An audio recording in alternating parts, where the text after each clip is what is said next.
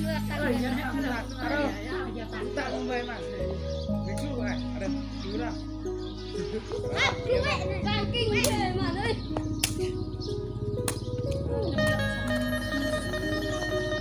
ัญญาณเน็ตเร่งบ่บ่เนี่ยโอ้สัญญาณ 4G มา 5G มาหน่อยน้องม่อนได้ซื้อน้องเพื่อนได้ทุกคนเลยยังโสดหรือว่ามีแฟนหรือว่าบ่ม่อนบ่มีเลยยังโสดได้ทุกคนเลย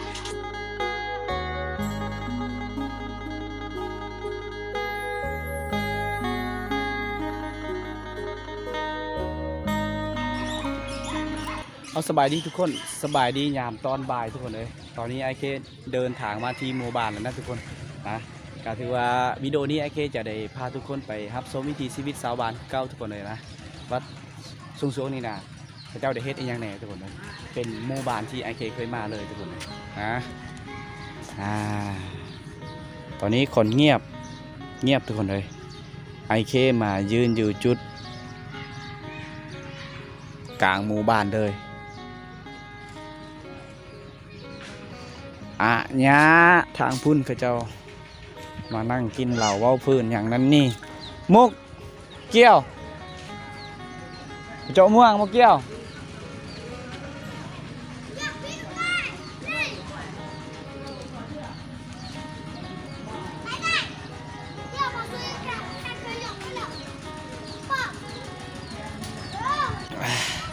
โอ้ยทุกคนเลยเข้าอยู่ในหันเมื่อกี้ข้าเจ้าได้ยินเล่าจอกหนึ่งการถือว่าเป็นการเสือถือนะเรากินหน่อยมันเป็นยามันก็เป็นยาแท้ทุกคนเลยยาทางนี้ข้าเจ้าได้เห็นได้ยังมาเบิ้งข้าเจ้าได้เห็นอย่างเนาะตอนนี้เนาะ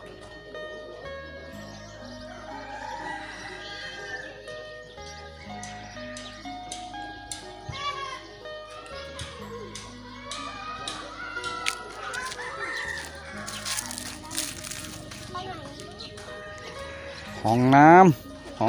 น้ำวิทย์ไทยเจ้าได้เห็นห้องน้ำอีก 4-5 มื้อกันแล้วได้นี่คือสั่งเห็ดห้องน้ำเจ้าเห็ดเองเลยอันนี้คือท่อคุมที่เจ้าคุดนั่นแหละในเมื่อก่อนเจ้าจะคุดคุมไว้ทุกคนเลยมีเครื่องเฮ็ดนั่นแหละหลายๆอย่างแถวนี้นี่มีน้ำโอ้ยออกก่อน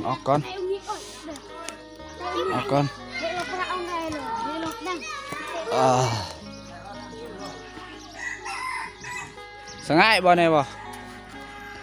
สายนี่แห่สายเขาเจ้าคนมาแต่เซพุ่นตัวนี้ฮะ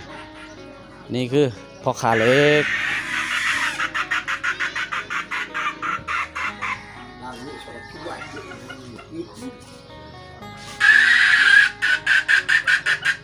โอ้นี่ขนาดเลยโอ้บ้าเลย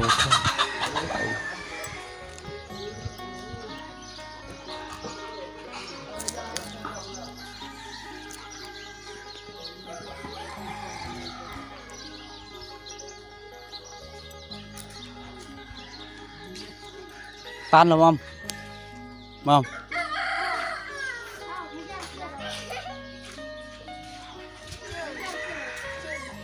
โอ้เห็นไหมตาเนี่ยโอ้ขนาดเลยเลย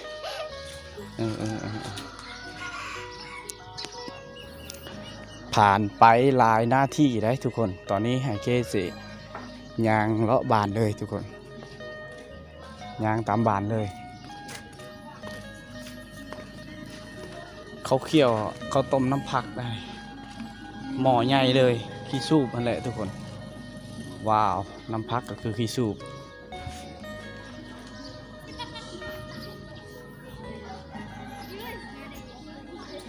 เดะญะบัดนี้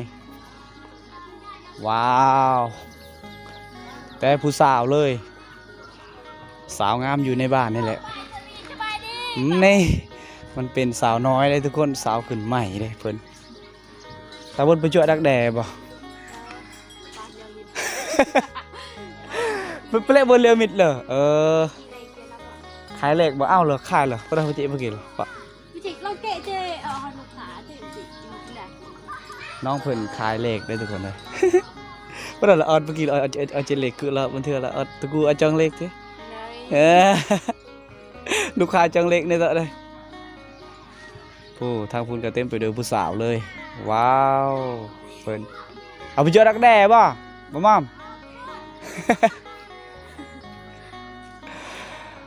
โอ้เฮ้มองchưa này xem mong chưa còn đâu mong có phải biết xem mong ởประหารในรถได้เจเล็กยี่ละมองน้องเพิ่นขายเลขทุกคนเลยเดี๋ยวไอ้เคจะได้พาทุกคนไปเบิ่งนะมาสาวงามประจำหมู่บ้านนี่แหละเพิ่นมานั่งขายเลขขายยังทุกคนก็มองเจเล็กกี่รถได้จังเล็กก็เลยตั้งคำดูเจเล็กอยู่ไอ้ฮ้อนเมื่อกี้เขาได้ถามน้องเพิ่นนะน้องต่างคำเพิ่นทุกคนน่าจะเคยเบิ่งวิดีโอไอเคกันน่าจะไอเคจะเคยถ่ายอยู่ดอกเพิ่นขายเลขแต่ว่ายังบ่ได้ฮอดชั่วโมงลงขายเลขตอนนี้ก็2 โมง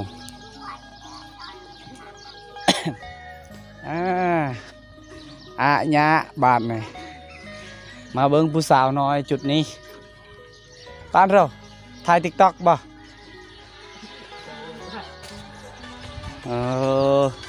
แล้วกันเท่ากับสิวตาเตayoพออันนี้กูไปทอปเตะตะกันตะกันทอเตะว้าเยอะเดี๋ยวกันกี่ไม่เย็นเนี่ยประเด็นเต้นนี่เลยโอ้คนเสือคนลืมบ้านโทรศัพท์ใหม่เนี่ยไอโฟนวะถ้าบนผู้ช่วยดักแดกกันเอาโอ้ได้ดักแดกเลยเล่าเปลี่ยนเหรอเต้ปุกี้ปะนั่งไปเล่นกับหมอกี่ปะน้อยยังกี้หมอกี่ปะหมอหมอแสงหน่อยยังกี้เลยปะผมถ่ายรูปกี่ว่าเมื่อไหร่จางก็ผู้ช่วยดักแดกเนี่ยปลอกี่ปะมาก็บรรลุกาเบิ้ลหน่อยเนี่ยกี่ผู้ช่วยจ่าปกระดับเด็กไหมเหรอยังงอเลยยี่บนเขยนะบ้านเท่าไหร่อากาศบ่ดอกอากาศบ่กระดับช็อตอีดดอกจากซัมซิจ้ากะมันโอ้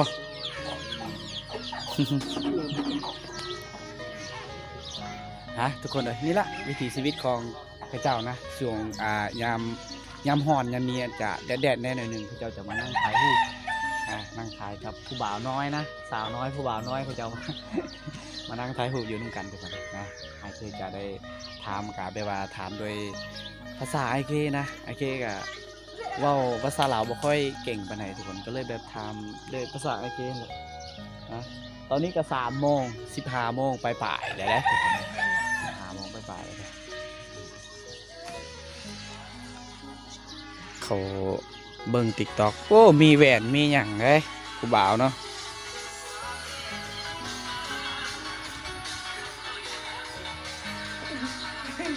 สัญญาณเน็ตเร่งบ่นี่โอ้สัญญาณ 4G มา 5G มาเลยน้องม่อนได้ซื้อน้องเพิ่นได้ทุกคนเลยน้องม่อนยังโสดบ่หรือว่าจะเอาเบอร์กระยะยังโสดหรือว่ามีแฟนหรือว่าบ่ม่อนบ่มีเลยยังโสดได้ทุกคนเลยสามารถไปจีบหลานสาวไอเคได้เด้อทุกคนเลยหลานสาวไอเคเองนี่เลยไอ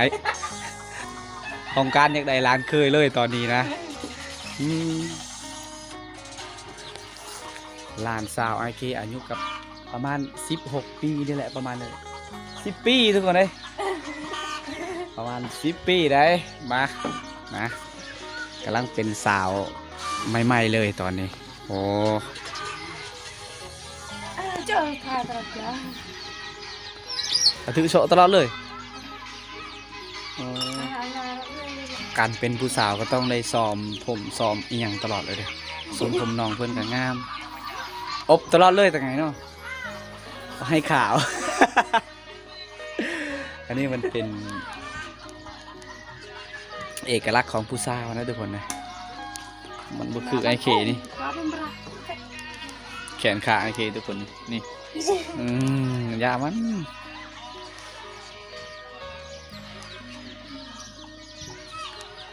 หมู่บ้านเขาเจ้าก็เป็นหมู่บ้านที่กว้างที่สุดเลยมีแต่เต็มไปโดยเฮือนแป้นนะทุกคนก็น่าจะน่าจะเคยเบิ้งแถวนี้ได้ทุกคนเฮือนแป้นหลายๆหลังเต็มไปโดยเฮือนแป้นทุกคนเลยหมู่ไก่ก็ยังมีหมู่บ้านเขาเจ้าบ่อนเขาเจ้าต้มน้ำห้อนอีหยังต่างๆจุดนี้แหละบ่อนเขาเจ้าเฮ็ดอยู่เฮ็ดกินยามตอนเช้าตอนแลงนะ4-5 โมง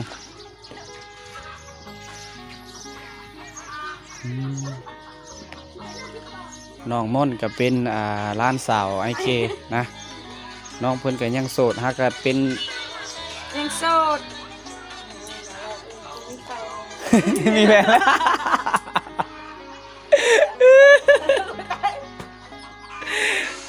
โสดหรือว่ามีแฟน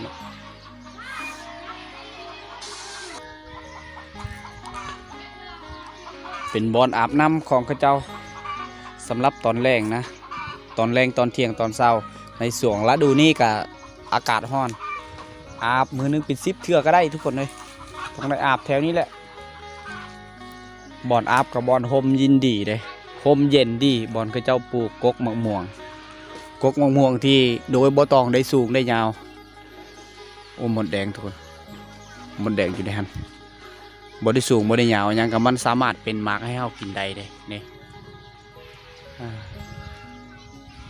หมู่บ้านเขาเจ้านี่มีผู้สาวบ่หลายทุกคนผู้สาวก็มีหลายอยู่เด้อแต่ว่าเขาเจ้าจะไป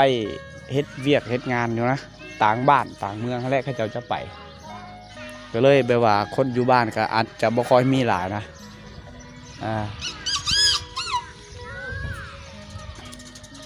บอลเขาเจ้าซ้อมเตะก็ต่อเพื่อเล่นก็ต่อแกซ้อมเตะบ่ไหนไป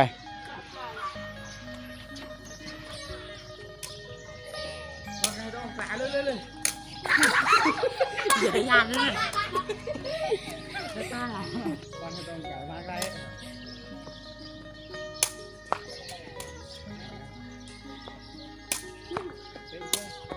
ไปต่อบอกเลย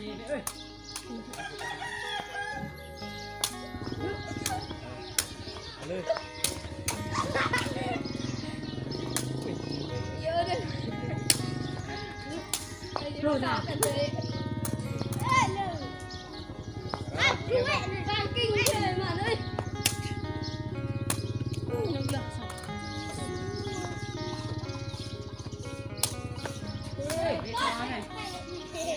มาตอนนี้ใครเอาดิดาวใครน่าสวย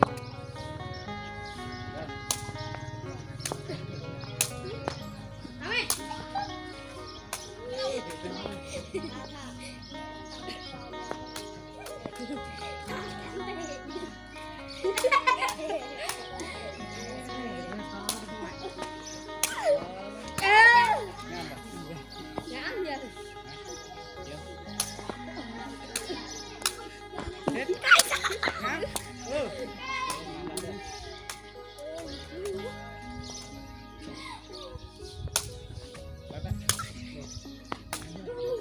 เลิกสอบตะกตักเงือเอาเลยเอาเมื่อตักเลยตักลงไปป่ะนึกชื่ออะไรชื่ออะไรเยอะจังเลยไหนล่ะเหรอเอาแล้วเนาะยูไม่อยากตักเนาะแกลักอะไรชนให้แกลักเด้อเอาเลยงับโอเคเลยยังไงอันนั้นไม่ถึงอะ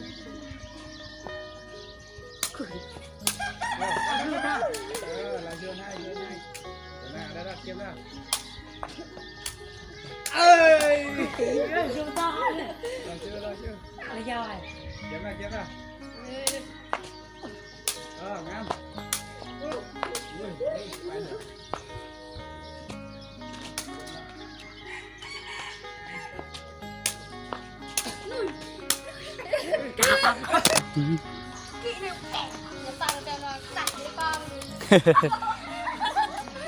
อาได้เตะกระต้อได้อย่างทุกคนอ่ะได้ซ้อมหัดตีนหัดมือไอ้เค้กเคยเตะอยู่รักแต่เก่าน่ะเคยเตะอยู่แต่ว่าช่วงนี้นะบ่ค่อยจะมีเวลาเตะก็เลยบ่ได้เตะเอาก็ลองเตะมือเมื่อกี้ก็อัดก็แข่งเนี่ยแข่งตีนแข่งมือเนี่ยทุกคนบ่ค่อยจะมันบ่ค่อยจะลื่นบ่ค่อยจะซีนปานใดนะ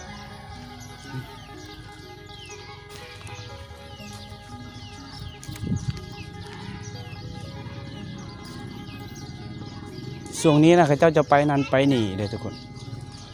ส่วนร้ายเขาเจ้าจะไปหาบงนะบงดักแด่ขี้เล็กบงดักแด่ขี้เล็กเจ้าจะไปหานั่นหลายๆผู้สาวผู้แซวนะผู้สาวผู้แซวผู้แซวผู้สาวเขาเจ้าจะไปหาตัวนั้นทุกคน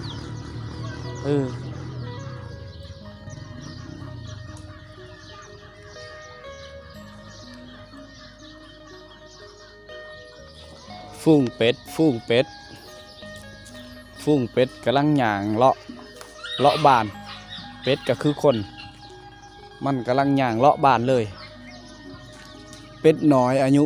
2-3 เดือนนั่นแหละเป็ดตัวนี้บางทีก็บ่ได้ฮอดนะทุกคนเป็ดฮากะกำลังสิออกคนนะเป็ดสาวบ้านถ้าเป็นยามฝนกับมันบ่ได้อึดอาหารกินเลยช่วงนี้มันก็จะอึดแน่หายากมีแต่เจ้าของเกลือและมีห่ำมีเข่าหยังมันจึงกินช่วงนี้นะถ้าเราดูฝนก็จะหาขี้กระเดือนตอดขี้กระเดือนนั่นแหละสอกกินหมูไก่ก็ยังมีหลายเลยหมูไก่สำหรับไก่กับมันหากินง่ายบอนเขาเจ้าได้พัดเข้าบอนเขาเจ้าได้ตำเข้านี่จุดนี้นะ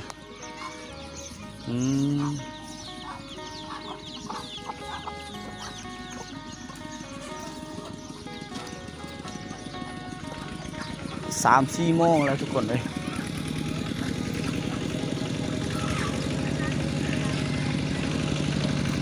วนมาบอนเก่าวนมาบอนเดิมแบบนี้ดู2 คนนี้ยังอยู่บอนเก่านี่แหละไปแล้วปะหน้าตะเบอร์ลาเบะจะโดยจ้าเจอ